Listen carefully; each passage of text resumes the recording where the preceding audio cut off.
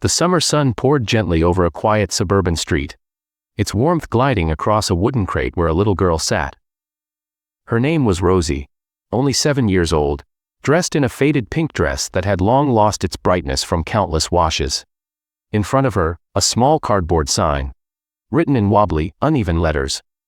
Read. Buy my lemonade. It's to help my sick mommy. Rosie's tiny hands held a paper cup half filled with pale lemonade, the ice long melted under the afternoon heat. People passed by. Joggers, office workers, mothers with strollers. Some smiled kindly, but most just kept walking. To them, she was another child playing summer games. But Rosie wasn't selling for fun. She was selling out of love and desperation. Just a few steps behind, beneath the shade of a large oak tree, sat her mother, Claire. Once radiant and full of life, she now looked fragile.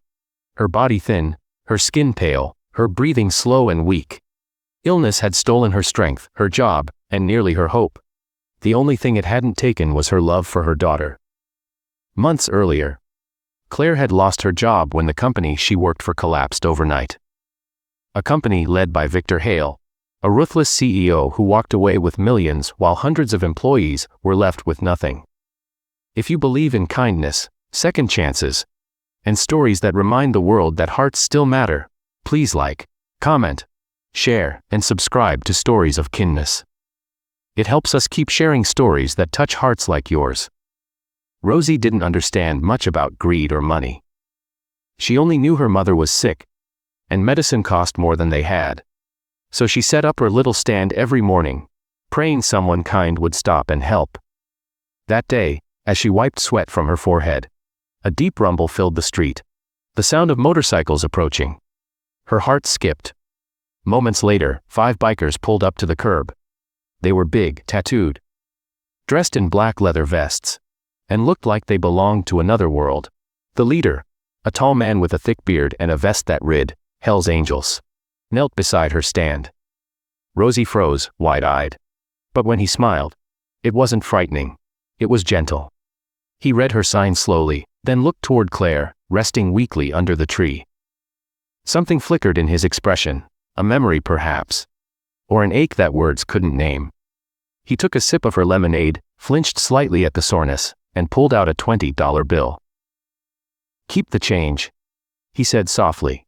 The others followed, dropping bills and coins until Rosie's jar was nearly full. Her eyes welled with tears. She whispered a trembling, "Thank you." But the bikers didn't ride away. Mick, the leader, kept glancing toward Claire. Her frail frame, her shaking hands. It reminded him of pain he knew too well. The youngest biker, Ryder, mentioned the name Claire Montreux sounded familiar. He recalled hearing about a single mother laid off by Victor Hale's company when it collapsed. The same scandal that ruined hundreds. The bikers had once provided security at Hale's charity events before everything went under. Mick's jaw tightened. He had lost a daughter once, about Rosie's age. Watching this little girl fight for her mother's life hit him hard.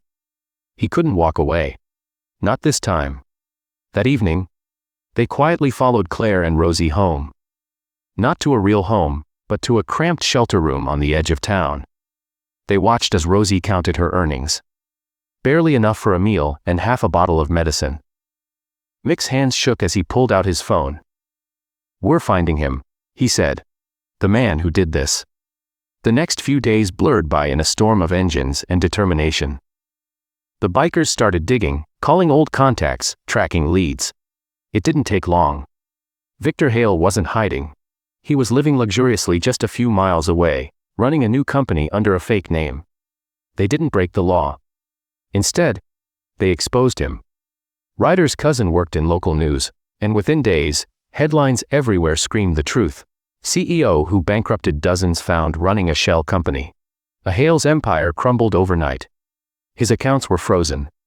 Justice had finally arrived. While the world watched the scandal unfold, there was another knock on a quiet shelter door.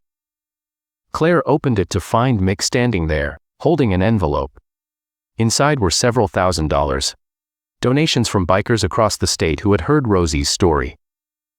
"This isn't charity," Mick said gently. "It's a fresh start."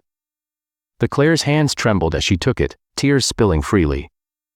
Rosie ran forward, wrapping her arms around Mick's leg, whispering thank yous that melted even the toughest hearts in that room. Weeks passed. Claire's health began to recover. She moved into a small apartment near a park. Rosie started school again. The lemonade stand was gone, replaced by laughter, warm dinners, and hope that finally felt real. The bikers visited often. Not as heroes but as family. They helped fix things around the house, paid a few bills, and told Rosie stories from the open road. For men who had seen too much darkness, that little girl had become their light. Then one sunny afternoon, Rosie set up a new sign outside her home. Painted in bright colors, it read, "Free lemonade for kind people." When Mick saw it, he smiled. Kindness had come full circle. It wasn't about revenge anymore. It was about redemption, for all of them. If this story touched your heart or reminded you that compassion still changes lives, please like, share, and subscribe to Stories of Kindness. It helps us continue spreading hope and humanity. Before we end, tell me, what would you have done if you saw a little girl selling lemonade for her sick mom? Share your thoughts in the comments below. Your words matter more than you think. Today, Rosie's first sign still hangs in their kitchen. Worn, creased, but never forgotten. Buy my lemonade. It's to help my sick mommy. Those words once came from desperation, but now they remind everyone who visits that even the smallest act of kindness can rewrite a life.